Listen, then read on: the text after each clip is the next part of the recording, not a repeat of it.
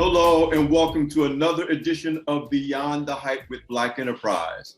I'm Alfred Edmond Jr., Senior VP and Executive Editor at Large, and I'm here with another great guest. We're here with Alonzo Adams, world-renowned artist, one of the greatest of his generation. I know I'm biased. I've known him for a long time. And by the way, this episode of Beyond the Hype is brought to you by JP Morgan Chase. And we're going to have this great conversation because Alonzo is celebrating his 30th year in the game as from what I can see, one of the most collected artists of his generation. We're going to talk about some of the people that own his collection, but we have a deeper history. We go back to undergraduate years together at Rutgers College, Rutgers University. Alonzo, first of all, welcome to the show. Thank you for having me, brother. Thank you for having me. And I want to say this up top. Everybody who knows me knows how passionate I am about mentoring and mentorship. Absolutely. And, I got dozens of people, like an army of people who count me as their mentor. And if you ever see the hashtag, my mentees are better than yours, right. My mentor is better than yours, we're talking about each other. Absolutely. But Alonzo, I got to give you credit. As we talk about how we got to know each other in undergrad, you might be my first mentee because I didn't know I was mentoring. I didn't know that's what we were doing back in the day. Exactly. Back in the day. So we may get into that a little later in the conversation. But listen, man, congratulations, 30 years. I gotta correct you. I'm sorry. It's 25. Oh, it's 25. As a professional artist. As a professional artist. All, bro. You know, from the time I got out of grad school till doing it now. I mean, it's actually 30 years since I got out of grad school. And well, yeah. So yeah, I guess it is 30 years. See, I had my 25th year anniversary art show recently. Well, let's celebrate both milestones. Okay, cool, exactly. Right? True. Because whatever it is, again, we know each other from undergrad. We've Absolutely. known for a very long time. Many people don't know, even though other people do. My degree is in art. We just went to different schools at Rutgers University, and of course, you went to take it to levels beyond whatever I imagined for myself at the time. But we're both trained visual artists, and just talk to me a little bit about where you are now. I mean, we're going to go into the history. We're going to go into where you see yourself going. And the fact that you have at least one of your children, I definitely want to talk about your son, him being an excellent artist in his own right, following in your footsteps in many ways. But talk to me about where you are right now, man, what it means to be doing what you do. It's like a milestone right now. And I'm actually at a crossroads because like, I feel like, to be honest with you, I've gotten me as far as I can get me, on my own. When I say on my own, I mean, of course, I've had help along the way, but without a gallery or representation, because my ultimate goal is the museums, to leave a legacy of people being able to go into the museum to look at my work, as opposed to people's homes where a lot of people won't enter. A museum, people are entering every day. So that's my ultimate goal. And right now, my career is flourishing. It's on fire. I mean, people are collecting. I have some affluent collectors, from, everyday walks of life to CEOs, presidents of companies, athletes, celebrities. So my career is in a great place right now. Nowhere near where I want it to be, because all I want to do is be a creative force, and let somebody else take care of the marketing, the advertising, the evolution of Alonzo, because I'm getting close to 60. I'll be 60 in a couple of weeks, and I'm tired of doing it all by myself. I just want to create work and let somebody else do it. So that's where I am right now. I'm at a crossroads where it's hard letting go of the reins when you're used to being in control and doing what you want to do. But it's now time to let somebody take me down a path that I wouldn't necessarily have gone down myself. Yeah, one of the remarkable things about your career and your story, Alonzo, is, like you said, it's not that you didn't have help along the way, but you are really that artist that pushed it on his own, that got your art out there, that built relationships, that had galleries, and it was, it's like you said, you reached a stage where you want to do more by doing less. Right. I get that. Exactly. But it's also remarkable when you look at what it means to build a career as an artist, how you had to think beyond being an artist. You had to be a business person. You had to be an executive. You had to be a relationship builder. You had to understand things like, and I know you want to get into your love of golf, but as much as you love playing golf, right, golf is the game of business. Exactly. So golf, and everyone that knows me knows that I love golf. Okay, yes. Golf is not my oxygen. Art is my oxygen. Okay, but golf is definitely a passion of mine. But so many of my great relationships have I developed on the golf course. Just like back in college, I talk trash. I talk trash when I played basketball. I talk trash. You talk trash. And I talk trash on the golf course. I mean, but so many of my great relationships have flourished because of relationships built on the golf course. When I tell anybody, you want to get to know someone, play golf with them for 4 to 4.5 to 5 hours. Or if you're playing with Alonzo Mourning, 5.5 hours. Let me stop. But you really get to know a person, and who they are, how they deal with adversity, how they deal with controversy, how they deal with stress, how they deal with winning, how they deal with losing, how they deal with conflict. How they deal with conflict. Exactly. When you disagree about what happened on the course. Exactly. And but yeah, I mean, it's a love of mine, and it's a way of building relationships too. So I owe a lot to golf. I owe a lot to relationships that I've built because of the game of golf. Talk to me, and during the course of the show, feel free to drop any names you want. There's a who's who bragged that they own an Alonzo Adams. Right. So don't be shy about that. Alonzo Mourning, who's been a collector of yours for a long time. For a long time. He's like a brother. He's literally like one of my best friends, like a brother to me. Yes, absolutely. Let's take it back a little bit, because there are a lot of artists who, people can look at you, or non-artists who look at an artist like you and say, "Oh, isn't it nice that he had this talent and he could draw and paint, and look at him, it was so wonderful. He gets to play golf and hang out with celebrities." But you and I both know that the road to becoming Alonzo Adams was no crystal stair. No, it was not a crystal staircase. So talk about your story from your undergraduate years at Rutgers, and how you navigated to where you are now. Now, of course, that could be a whole documentary series by itself. Right. We only got about an hour to talk. But talk to me about the path you took to get to where you are today. Real talk. A lot of people that know me and really know me know that I was a janitor, cleaning out toilets, cleaning out bathrooms at the VA hospital. I was a housekeeper, right? I had a work-study job. And I managed is during undergrad or right after undergrad? During undergrad. I had a work-study job. I had a job every weekend. I used to put on my little janitor's outfit and go to the VA hospital and literally clean toilets, it was just a nasty job, but I needed it because we didn't have, so I had to work. And, I got a little financial aid, but not a lot. And when I was at Rutgers, I went to Rutgers to be an engineer, okay? And calculus is what completely changed my direction, okay? I failed, and I failed.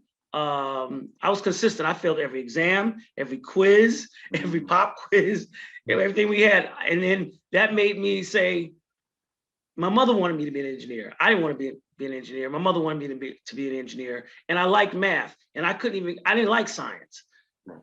I couldn't even get through the math part of it. So I knew I wasn't going to do well in the science. So I came home and told her that I was switching my major to art. And back then, a lot of people don't really realize, but the only art that was being shown on television was Ernie Barnes's work on Good Times. So my mother, you know, I had the exact same experience, man. Right.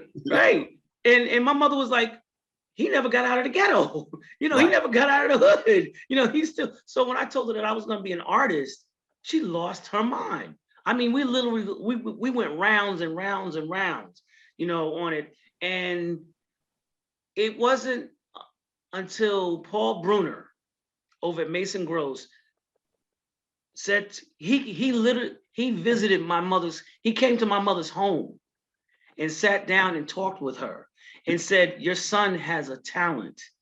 He can make it. Okay. He's like the football coach that had to come to the house to exactly and sell my mother on. Exactly. And that's what he did. He came there, and it was around that same time that I fell in love with Charles White's work. Okay. And that was 1979. Okay. I found out about his work, and he died that same year. So to hear Alonzo Adams tell it, his death was my birth. Wow. Okay, because I used to see his work on the background of Like It Is by Gil Noble. And I'm like, my God, that's great work. Da, da, da. And then I did research and found out who it was. And I was like, oh my God. I mean, that's when my love affair of becoming a fine artist, not an illustrator or anything like that, but a fine artist, that's where it began. You know, that how you say, the fuse was lit. Okay. And as you know, I went on through Rutgers as I think I got my degree, my BFA, Bachelor of Fine Arts, as I can't remember if it was painting or illustration. I have to look back on it to see, but I got a BFA because my professor, Paul Bruner, was able to convince my mother to do. And you know what her last words to me around that time was? Well, if you're going to do it, be the best that you can at it. And with those blessings, I went on and made my way through life as an artist. Bro, we talk all the time about how while our lives turned out differently, especially professionally, we had so many common parallels from back in those days. I remember when I was academically gifted from preschool. Right. So of course, if you're from a lower economic background from a Black family and you got academic gifts, right, you don't come and tell people you're going to major in art. Right, exactly. You say, no, you're going to be a lawyer, you're going to be a doctor. And so I had the exact same reaction from everyone but my mother, by the way. Oh, really? My mother was the only one who's like, if he says that's what he's going to do, he's going to do it. He's going to do. And like you said, like your mom said, if that's what you're going to do, you're the best at it. Right. But my grandparents, God bless their souls, my paternal grandparents, who adored me and was so proud of me in every other way. Lons, they told people until I graduated that my degree was in psychology. Are you serious? They couldn't even bring themselves to say. They couldn't fathom that. They couldn't bring themselves. So yeah, and I want to make that point because it's so important. I'm a big champion of this for my kids and for kids. That yes, you want to do what's quote unquote practical, yeah. Right. On the other hand, if you're not good at it, if you don't enjoy it and you're miserable at it, you're not going to excel at it. Exactly. And so many kids are steered away from their calling. Right.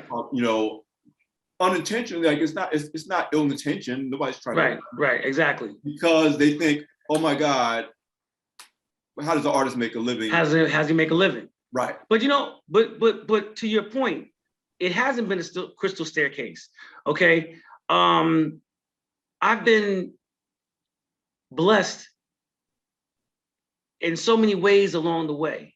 Okay. Because when I got out of when I did graduate from Rutgers or Mason Gross, okay, I worked in corporate America, but still doing my art at the same time. If people could see the space that I created some of my earlier great paintings from, they'd be amazed. I couldn't, it was in my mother's basement. I moved out of my apartment to help her buy a house. And in that basement, where I couldn't stand up without hitting a naked light bulb, I broke that light bulb many a day. I almost got a concussion one time because I hit a beam. But in that little space was where I did my watercolors. And well, don't get me wrong, I hung out. Let me just let our audience understand, for both of us, we're not talking like we're 6 feet tall. So when he says he's busting his head on light bulbs. Exactly. I'm 5 foot. I max out at 5'8". Well, I just been told I'm shrinking. I'm down to 5'7.5". Yeah, I'm like 5'7", strip flat. Right, and I'm right. I'm holding on to it. I'm not giving up any more quarter inches. Exactly. Yeah. So that basement, it was a small area. Mm-hmm. And I look back on it now because when I go back to that house, I'm like, wow, how did I, because my studio now is in my carriage house in my back, behind my house. How did all that work come out of that space? And it's because I truly love painting. I love painting. And I loved it so much then that when a lot of my friends were out partying, I was painting. Okay, I'm gonna give you a true story here. I used to work for this company called Tops, right? Tops Appliance. And I was good at sales, okay? But at Tops, you were as good as your last sale, okay? They worked us like slaves there. I mean, everybody. You were as good as your last, and they pushed you and pushed you and pushed you. One day I came home and I was sitting on the edge of my bed, and my mother wasn't the coddling type, because my mother was mother and father. And she was a strong country girl with only a 10th grade education, but more wisdom than people with doctorates.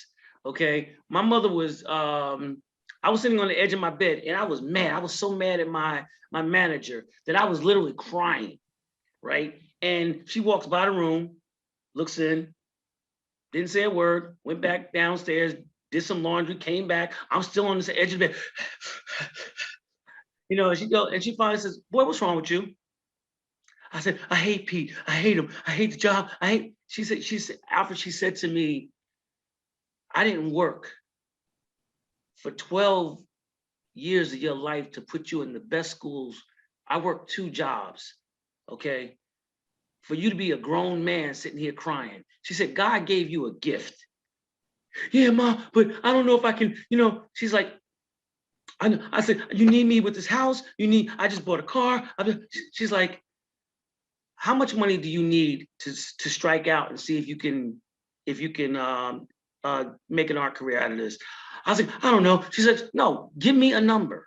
So I came up with $5,000, right? And I said, I think $5,000, I can, put that aside, and then I can give it a try for maybe 6 to 9 months and see if I can. Alfred, she said, all right, then save that amount of money. People don't know this. I played the lottery about 2 weeks later, right? Here's my hand. I played the lottery, bought a lottery ticket, put it in my jacket pocket, right? We used to wear like suits and sports coats every day for work. So, when working, you got to send them to the cleaners. So I remember taking that one off, putting it over the bedpost or whatever. And about a week and a half later, taking it to the cleaners. Inside the pocket was the lottery ticket, right? Long story short, I take the lottery ticket out. I call the back then you couldn't Google it. You had to call. I call. Lo and behold, to my surprise and my mother's surprise, I had 5 of the winning numbers out of the pick 6. Guess how much it gave me back then? A little over $5,000. Wow. Right? Wow. I put that money, I put that money aside, right? Now, if I had one more number, I would have won 2 million. And I probably wouldn't be the artist that I am today because I would have had, in that time I would have been rich, I would have had $2 million. So I probably would have gotten lazy or whatever, right? After I had that money put aside, 6 weeks later, the first article that was ever written on me in the home news in Somerset, New Jersey, a lady that I had helped at the store, Ann Singletary, calls me. Nobody wanted to work with her because she wasn't looking at that many expensive items. I helped her, saved her a lot of money. She says that she was walking out of the store. One day in life, I'm going to return the favor. I said, nah, just be a better shopper. I'm mad at myself because I missed out on a commission, but she reminded me of my mother.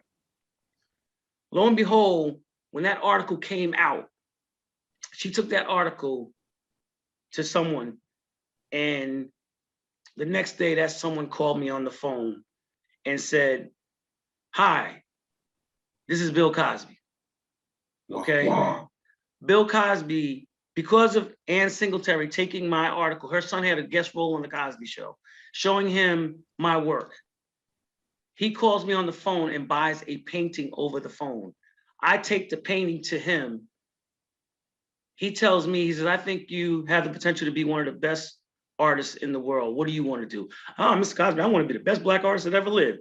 He goes, "Well, you want to be more than that. You don't want to be the best Black artist. You want to be the best artist that ever lived. I think you're good, but I think you have the potential to be great. You pick out whatever school you want to go to in the world, and I will pay for it. But get in it on your own merit. Don't mention my name." That started my career off. I went, I graduated. I ended up going to University of Pennsylvania. I graduated from there. When I finished grad school, the whole world opened up to me, man. I mean, people collecting my work. I was the Cosby Kid. You know, he had the Midas touch. He had put, you know, blessed me with that, and people started collecting my work, and that ignited my career. Wow. It ignited my career. It really did. And it seems like at every turn, there's people who will take me in another direction. When I was in grad school, another true story, I met with Wynton Marsalis, right? Love Wynton. We call him Skane. This is his nickname, right? He and I battled on the basketball court. He beat me by 1 point and then wouldn't give me a rematch. But the day I met him, Skane says to me, he looks at my portfolio. Back then we had portfolios, right? You know, we didn't have JPEGs and this and that. We had portfolios. So he looks at my portfolio, right? And I'm a first year grad student. So I'm feeling myself, you know. He goes, his exact words were, "You think you're bad, don't you?" I'm like, "I'm all right, you know. I got a fellowship. I'm all right." He goes, "You ain't bad." He goes, "Goya was bad. Velasquez was bad. You know, Charles White was bad, right?" He mentioned somebody else. He goes, and then he goes like this. And so I'm like this, like, whoa. And then he goes, "People think I'm bad." He goes, "I ain't bad." He goes, "Train was bad. Duke was bad. Satchmo was bad." He goes, "And you know why we might not ever have a chance to be bad?" And I'm like, "Why, brother?" He goes, "Because we live in a society of mediocrity. People think that this and that is bad, and it ain't bad. It's like, it's mediocre." Okay? People are giving the throne, you know, awards and this accolades to this person and that person like they're bad. He's like, "They ain't bad." He's like, but and it just hit me like, "Dang, Dad, you really gotta, you know." And he and I are the same age, and he was the first person that I met that made me like in awe, because he says to me, he goes, "How much do you love your art?" I said, "Man, I love my art." Right? He goes, "Guess what? Guess what I do for my to relax?" And I was like, "What?" He goes, "I play my horn." He goes, "What do you do?" I said, "I don't know. I do this, I do that." He goes, "Let me ask you another question. He goes, "Can you think of anything that you've done for 7 years, 7 days a week, 7 hours a day?" And I was like, "Nah." He goes, "That's how much I play my horn." Wow. That's how much I play. That was his commitment to his horn, you know, and that made me like, wow, I really gotta double down. I really gotta, you know, if I'm really passionate about this, I gotta be passionate about it and do, as opposed to talking, you know. And that, I mean, down the road, I'll tell you another, like Dr. Angelou. I love me some Dr. Angelou, right? And just to be clear, Maya Angelou. Dr. Maya Angelou. Absolutely. Okay, Dr. Maya Angelou, right? She hosted a show for me at Howard University. She's had me for dinner. She cooked dinner for me. okay, I put my feet under her table and sat there and absorbed the wisdom that was coming from her, just one-on-one, okay? She hosted a dinner for me with people that at that time I didn't know how powerful they were. And I still remember she saying to me that we live in a fast food society, you know, where people are throwing together stuff and thinking that they've cooked a good meal, where they, you know, the analogy of going up to a takeout window and getting food as opposed to letting it cook and marinate and simmer and, you know, do everything and then present it, and you put your feet under her table and or under a table and eat a well-cooked meal. People are throwing together so much stuff right now in the art world, in the music world, and thinking that they've made a home cooked meal when they basically made a microwave meal, you know. And she said to me, I was sitting there in the dinner that she hosted, and she says to me, Alonzo, no. She goes, young Mr. No, I said to her, Dr. Angelou, I'm searching for my artistic voice. And she goes, in that eloquent voice of hers, she goes, young Mr. Adams, you're a flower, and we here are your sunlight and your water that will nurture you to grow. You just have to take root and grow, because we gonna give you the nourishment that you need. Bruh, if the chair wasn't sitting underneath me, I would have fell to the ground. I mean, wow.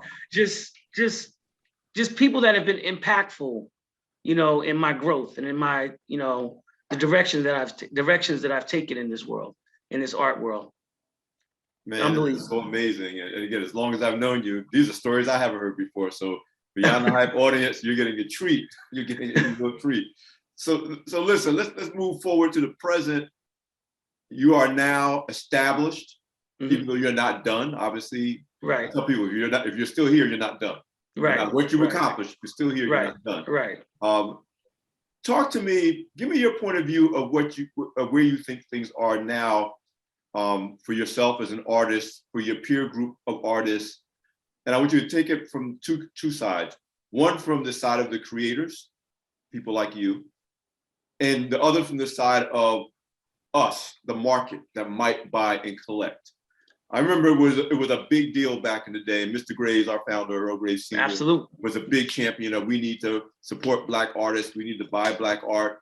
He commissioned Black artists, including Romare Beard, and a lot of people. He's a collector of my work. He was a collector of my work also. Yeah. But the early Black Enterprise covers that were illustrated, he would get people like Romare Beard to do those covers back then. Because that's how much we believe that we got to pour into, not just say, oh, that's a pretty picture, but to put some money, you know, behind it. Yep. So fast forward to today, which I would imagine that it's a better market. There are more Black people who are serious about collecting. But what have you seen as both from the creative side and as someone who, who actually makes a living as a fine artist? From the creative side, I'm a figurative artist. Okay. Back in the day, they used to call it, realist and this and that, right? So the market is figurative art is being taken more seriously. There's a lot more people buying figurative art now than were, because abstract has always been like championed as, okay, that's great. This is like Basquiat, okay? I know this is blasphemy, but I'm not a huge fan of Basquiat's work, okay? But it's a great investment, okay? There's artists that are coming up now that are relevant right now, that are abstractionists, and artists are making a ton of money right now, okay? But some of them are microwave artists, fast food, whatever you want to call it, putting out, sometimes I look at work and I'm like, as an artist, I know how much time it took that artist to do it. And I'm like, and he put that price tag on it and it sold, okay? But we as a people are collecting more artwork now than ever before. than ever before. I mean, we're supporting each other. You have white artists out there doing black subject matter now because Black people are buying so much artwork. Wow. You understand what I'm saying? I mean, because Black subject matter is all over the place now. I mean, whereas galleries didn't want to support our art or carry our art, now they're going out seeking Black artists because there's more people now with means and disposable income to buy more African American art from Africa, art by people of color. So the art world is in a great place right now, except for the infrastructure. And when I say that, I mean there's galleries over there, or there's galleries all over the world that have bought Charles Whites and Romare Beardens and this and that for this amount of money. And they are creating generational wealth on our backs because they're selling that work back to us, right? And there's galleries who will take you on, and as soon as they take you on, if your work is selling for $100,000, now it's selling for $1 million. They automatically attach a zero to the end of it, okay? And a lot of the work they're selling back to our people, okay? Creating generational wealth for them and charging our people that for the work, which, don't get me wrong, a lot of people say to me, how come you haven't signed up with a gallery? How come you didn't do this? Because I didn't want to give the gallery on. I wanted to keep my work affordable to everyday folks. So I knew if I was in the hands of a gallery owner, it would take it out of the realm of possibility for someone to own an Alonzo Adams original. Whether that's the kiss and the curse at the same time is yet to be seen, because I know there's artists out there now that are wealthy. Now, I'm not saying rich, I'm saying wealthy because they signed on with a gallery. And don't get me wrong, the gallery is equally as wealthy because of the commission that they take. But as I said at the beginning of our conversation, I've gotten me as far as I can get me. And I can't worry about those that didn't get an Alonzo Adams original anymore, because I'm actively in talks with galleries and about carrying my work, because I'm tired of doing it myself. We argued, again, when you and I go back, you gave people a 25, 30-year window, right, of opportunity. Right. Absolutely. And now Absolutely. you've built up a body of work and a reputation where it's time for you. I mean, I'm saying you earned it. It's not, because this is about more than talent. Now you've built up a body of work that's cultural in addition to being artistic. And I'll tell you the difference. I'm a trained artist. I have pieces of art in my home that I created. Right. But I don't have a body of work that is a contribution to the culture of art. Absolutely. A lot of people who are talented enough to create pieces of art. Right. But it takes time and dedication.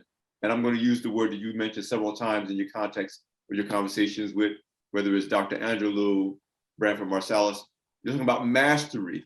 I always tell people, no matter how talented you are, mastery can only be built over time.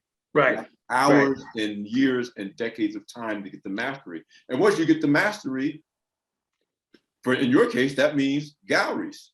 Right. And ultimately museums. Right. Which is why I thought it was a good time for us to have this conversation from Beyond the Hype. Is where you are in your career. Right. That's different from the talented graduate that Bill Cosby said I'm gonna pour into. That's different from, the young man who was working at a corporate job and mother said, listen, what's going, you know what I'm saying? Right. That's still the talented Alonzo Adams. Right. And don't get me wrong, there's a lot of talented people out here. Absolutely. Okay. And there's a lot of, there's people that are more talented than I am that are struggling to put food in their mouth. Okay. There's people with a lot less talent than I have that are making millions. Okay. I'm going to give you a reason. It's the economics behind it. Okay. I've gone into galleries. Okay. And no matter how many years I've practiced my craft. I've let it marinate, building on it, evolving. I've walked into galleries and looked on walls and seen price tags, and I'm looking at the work like, huh? And I said to a gallery owner one day, this is years ago, what makes this piece worth that kind of money? And he was like, we do. And I was like, who's we? He's like, gallerists, right? And I'm like, so you mean to tell me that whether the work is good or not, you say whether people should collect it, you put the marketing dollars behind it, the advertising, the hype, right, behind it. He's like, yes, we basically dictate who's going to rise and who's going to stay where they are and who's going to fall. We dictate that. And I walked out of there with knowledge, and I walked out of there with like a little depressed. Like, no matter how good you are, like if you go to the museums and you look at pieces like, how in the world did this get in here? White spot on, black dot on white painting, and you look at some of the works and you're like, how, what? And it's because of the powers that be that deem them the artist of the day. That's what happened with, well. I understand exactly what you're saying. I mean, as a trained visual artist who still spends a lot of time in museums, because that's still my heart. Goes to galleries, connects with young artists who are on the come up, who are new. Right. Even a couple of people that I mentioned. So we love art. So it's like we understand that it is subjective to some degree. Right. Not even some degree. It's subjective. It's subjective. Period. Yeah. Absolutely. That very subjectivity is what makes the economics so confusing.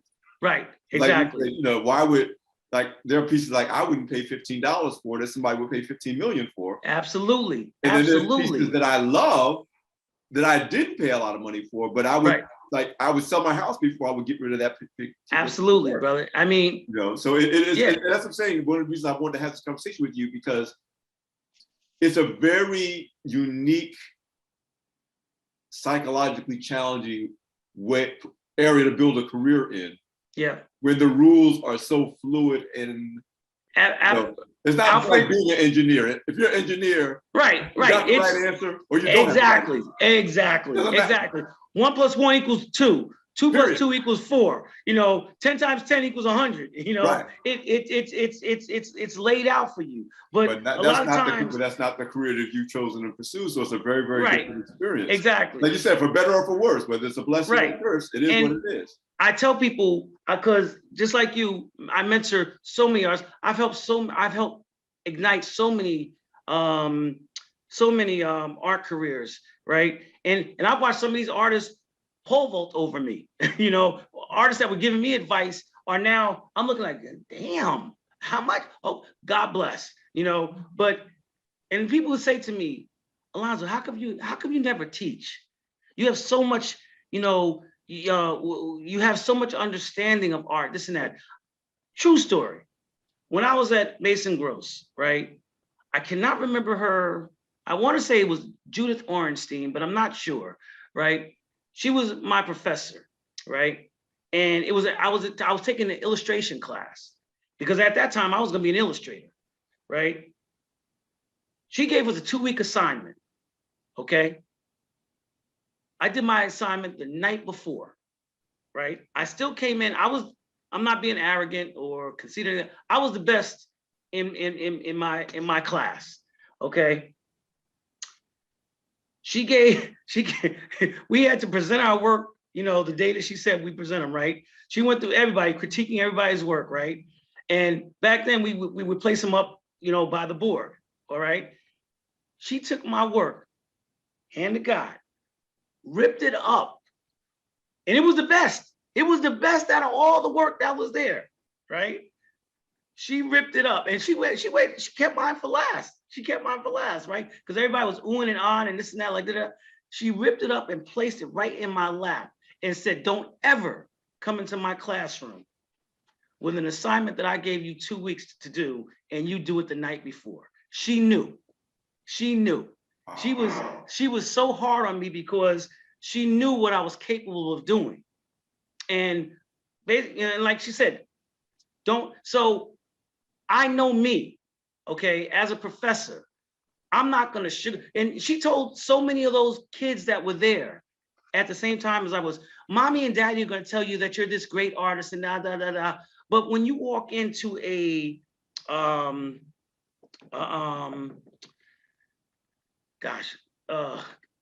person who I can't think of the name right now, but and he looks at the work, he or she looks at your work and says, nope, not good enough. Take it back and do this. Okay, they're not gonna coddle you like mommy and daddy are. A curator? Huh? Like a curator? No, not the art manager at a firm, or I can't think of the name right now. Brain freeze, whatever. But that's why I can't be a professor, because I'm not going to sugarcoat it. Like my son. It's like some great players can't coach for that reason. Exactly. Right. Exactly. Like Michael Jordan couldn't be a coach. Right. Impossible. Right. Magic Johnson found out he couldn't coach. Right. For that same exactly. Reason. Exactly. So it's just like me with my son, who's evolving into a phenomenal artist. Right. One day we were getting ready for the show that we just had. Right. Underneath the apple tree. They say apples don't fall far from the tree. And I was showing his work on a national stage, and he was showing me the work leading up to the show, right? And he because he's a junior down at Temple now, so he would send me photos of his work and this and that, and I would critique it, right? And one day we're on the phone, and he goes, "You never compliment, you never, you're da da da," right? And I was like, Kyle, I compliment your work. I compliment your work all the time when it's worthy of it. Okay, when it's worthy of me saying, something, you did a great job. I said, do you remember me saying to you that you did a great job? He goes, yeah. I was like, so I'm not going to tell you just so that it hits your ear nicely when something is great when it's not. And he's like, boo, blah, blah, blah, blah, and guess what? He went back and got it to the point where I'm like, now that's where that's it. Let me tell you what just happened. You turned into your mother talking to yourself when he was crying. And I also turned into that professor. That was like, okay, I'm not going to coddle you. I'm not going to tell you that something is great when it's not. You're not going to say it's bad when it's not. Exactly. If it's mediocre. Exactly. Especially because you know what they're capable of. My wife's going in and out of the back. I can see. That's all right, man. It's all right. It's okay. Listen, in the time we have left, first of all, I want the Beyond the Hype audience to know the best way to keep up with your work, to follow what you're doing, to buy. Right. And then I want that. And I want your take on your future, where you're going, and what you think the future is for Black artists, the marketplace in general. Well, they can keep up with my work at alonzoadams.com. That's my website. Okay. Alfred, I gotta be honest with you. I still have such a desire to own a gallery because of being turned away at galleries back in the day when they said that your people don't collect art. But I learned my wife and I owned the gallery for 3 years. Unless I can't be gallery owner and artist, okay? You have to be committed to being a gallery owner. You have to be committed to shaking the bushes and advertising and marketing. I want to create, okay? My desire is museums. My desire is a gallery representation, because I just did this piece recently called Flowers for the Living, right? My mother used to always say to me, give me my flowers while I'm living, while I can smell them, okay? I'd be lying to you if I said that I want to be in a major gallery where people are like, going crazy trying to get my work. Okay, I like to be that guy. Okay, Kyle asked me one day, he said, Dad, if you, God forbid, if you were to leave here tomorrow, would you have any regrets? And the only regret I would have is if I leave here and I'm not revered as one of the best in my generation. You know, but I can't say that. You know, that's up to somebody else. That's up to the powers that be that say that. But one acknowledgement of that is getting into, you know, the museums and the major galleries and the major collections. I'm collected by a lot of people. Don't get me wrong. I'm collected by a lot of institutions. You know, right now we're in talks with Zimmerly about starting something up where I can, you know, eventually become part of their collection. You know, and to be honest with you, I wish I could get a doctorate, but mine is a terminal degree. So, you know, honorary degree is hopefully in my future, because I just want to be remembered as somebody who was passionate about what they did, who put his heart and soul into every piece of painting, I mean, every piece of artwork that he did, and is trying to plant seeds for others that others, you know, will grow from. You know, I might not be there, like Martin Luther King said, I might not be there, you know, to see, you know, at, you know, I can't remember the exact words. You know, the promised land, right? I mean, I get there with you, but I might not get there with you, right? But I want to be there to see you walk through the door. You know, I really do. I mean, I may not get there, but if I can open a door for my son, who I think is going to be a force to be reckoned with in the art world, if I can open it, if I don't get there, I might be able to open a door for him to get there. You know, and if I can do that, then job well done. So what you're talking about, bro, and I totally identify with you, is legacy. Yeah, absolutely. We're at the stage that if God blesses us to be strong, healthy, productive, we now need to be thinking about legacy. Absolutely. I'm going to say it. Like I said, it's not up to you to say it. You are one of the greatest of your generation. You will get your due. You do have a legacy, not only in Kyle, but in the body of work that you've done. I'm willing to say that everybody who collects you will say the same thing. You just keep being Alonzo Adams, and the rest of it, God, you know, God, just like God had you when you told your mom you didn't want to be an engineer anymore. Right. Got you now, bro. So I believe that. To be honest with you, when I lost my mother some years ago, that was the hardest thing. But I know that that she's up there watching over me and talking to God, like, all right, God, it's about time now for this to happen, you know. So but you know, she ain't never stopped being in your corner. She's up there. Oh, absolutely. That was my biggest cheerleader. Yep, that was my biggest cheerleader. Listen, bro, thank you so much for especially on such short notice, choosing to be a guest on Beyond the Hype, man. Like I said, I think this is a milestone moment in your career. I was like, this would be a great time to have this conversation. Just thank you so much for all that you do, all that you will do, and just keep doing your thing. You know, I've been proud of you since. I got it. We're getting ready to double dip. You know how much I love you. You know, I tell everybody, Alfred Edmond, that's my big little brother.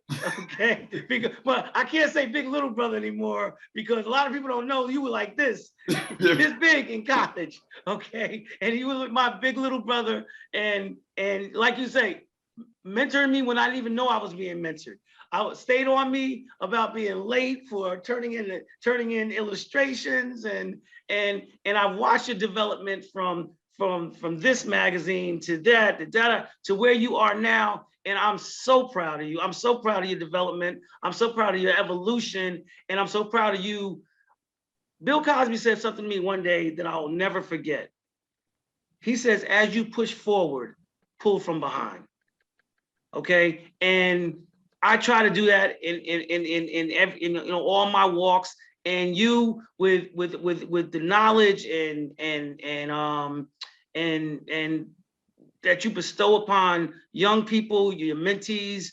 Is that the right word, mentees? Yeah. I'm not eloquent with words as I am with a paintbrush, but mentees and just the people that you inspire. You keep doing what you're doing, okay? And I'll keep watching you, you know, and collecting the crumbs that you leave along the way, so to keep me doing what I do. Well, I want people in the audience to know this back and forth that Alonzo and I do. We've been doing it from day one. But this is a great example. I tell my mentees, a lot of your most important relationships are your peer relationships. Absolutely. We think of somebody pulling us up from above. Right. But just give you a little background. Alonzo was my chief illustrator during my first year as editor-in-chief, my first time being editor-in-chief of a newspaper, the Black Voice, Carta Rica. Yeah. And that was a turning point in my life. I still remember us delivering that special pre-Kwanzaa issue. Absolutely, man. It was Alonzo's car, because it's that labor of love for us. We personally delivered the paper. And people would come from other schools. On Wednesdays just to get our newspaper. We were the best. We had the best staff. Everybody on that staff was the best at what they did. And we could do a whole nother show on what they're doing now, because all of us went on to do great things. Absolutely. So it's a wonderful, wonderful thing. But yeah, man, he was my chief illustrator. Yeah, he was going to get the last minute. Always at the last minute. I get that phone call in my dorm room. Alonzo, where are you? You can't close without you, brother. I'm on my way. We need these illustrations. And to your point, that's another thing that I'm working on right now, is a book, right? I'm taking it back to the beginning of my paintings, with verse and illustrations and essays to go along with each painting. So I'll be calling you up for some words. Y'all heard it here first on Beyond the Hype. We're gonna look out for that as well. Absolutely. You know where to find me, bro. I know where to find you. No doubt. Once again, thank you so much for being on the show. Thank you for having me, man. I love you. Love you too, Alonzo. Always. All right, bro. This is Alfred Edley Jr., Senior Vice President, Executive Editor-at-Large at Black Enterprise. You just heard another great edition of Beyond the Hype. This episode brought to you by JP Morgan Chase. Listen, enjoy, have a great time. We'll see you next time. Thanks for listening.